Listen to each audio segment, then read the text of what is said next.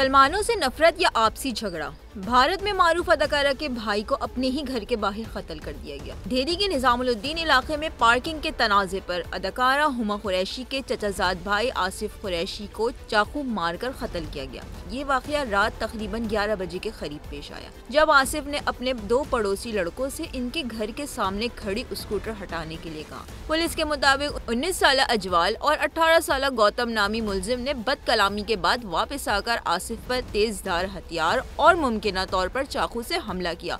आसिफ को फौरी तौर पर अस्पताल ले जाया गया, जहां डॉक्टरों ने इसे मुर्दा करार दे दिया। पुलिस ने वाकये के बाद दोनों मुलजिमान को गिरफ्तार करके कत्ल का मुकदमा दर्ज किया और आला कत्ल बरामद किया। बताया गया कि मुलजिमान और आसिफ कुरैशी के दरमियान पहले भी बाइक पार्किंग के मसले पर तनाज़ात हो चुके थे।